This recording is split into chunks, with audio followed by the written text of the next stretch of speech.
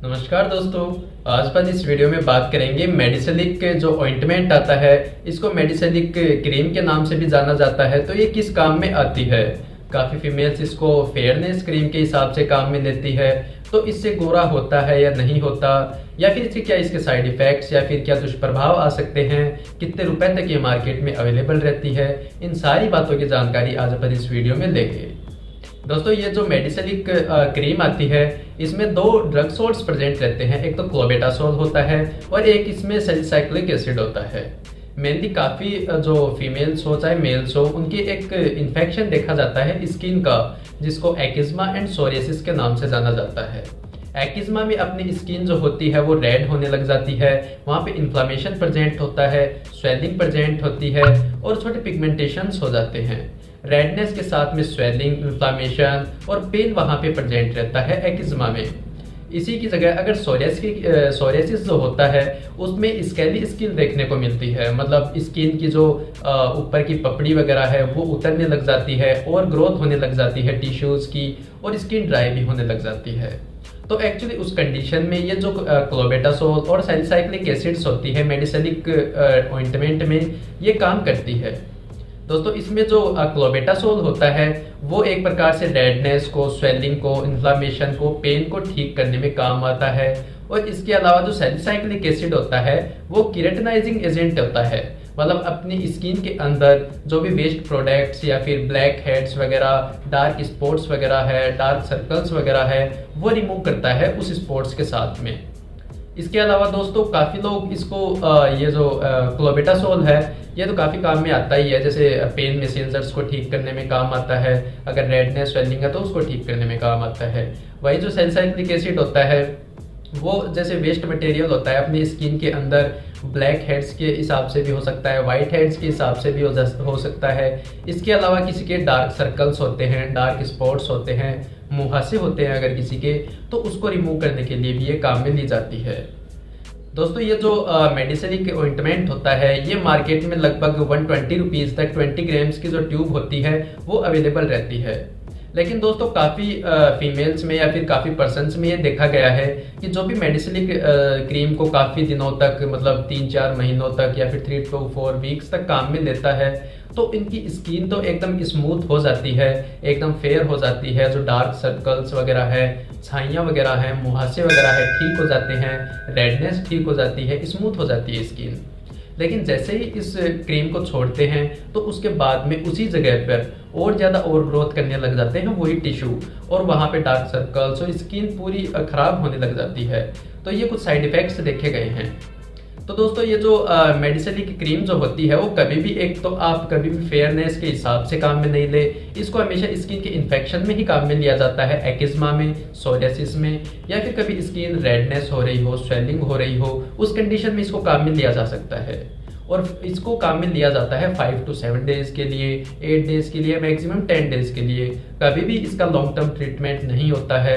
अगर long term आप इसको काम में लेते हो तो आपकी स्किन धीरे धीरे खराब होने लगती है। ये एक्सपीरियंसेस से, जैसे काफ़ी पर्सन्स में ये सिम्टम्स आए हैं तभी आपको बताए जा रहे हैं।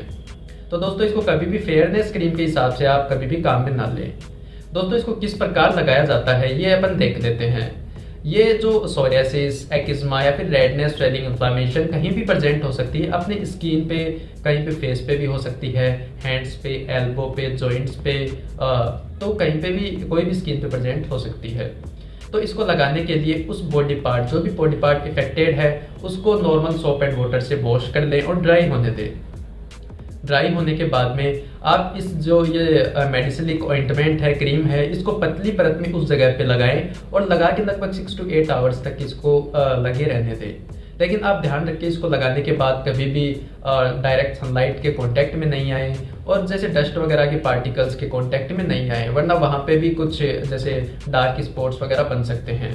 तो इसलिए इस क्रीम को हमेशा आप नाइट टाइम पे काम में लें। नाइट टाइम पे आप इसको लगा के रखें, 6 to 8 आवर्स तक इसको लगे रहने दें और बाद में इसका इफेक्ट आना स्टार्ट हो जाएगा 5 to 7 डेज में।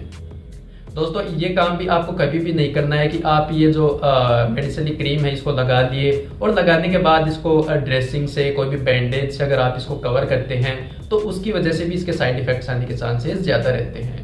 तो ऐसा बिल्कुल नहीं करना है। आपको इसको पतली परत में लगा के और ओपन एरिया, खुली एरिया के कांटेक्ट में रखना है इसको।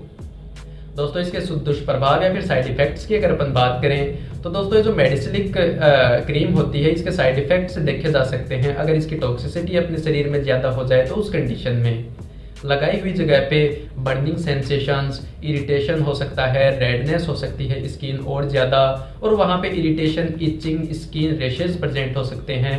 ये कुछ इसके दुष्प्रभाव और साइड इफ़ेक्ट्स होते हैं जो धीरे धीरे जैसे भी ड्रग की टॉक्सिसिटी अपने शरीर में कम होती है वैसे वैसे ये अपने आप ठीक होने लग जाते हैं। दोस्तों ये जो मेडिसिलिक क्रीम होती है ये प्रेगनेंसी में आप हमेशा प्रिकॉशंस के साथ में और बहुत ज़्यादा सावधानियों के साथ में काम में लें। इसके अलावा अगर कोई लेडीज़ है वो ब्रेस्ट फीडिंग स्टेज में है, लैक्टेटिंग स्टेज मतलब बच्चे को दूध पिलाने वाली स्टेज में है, तो वो इस क्रीम को काम में ले सकती है, उनके लिए ये सेफ मानी गई है।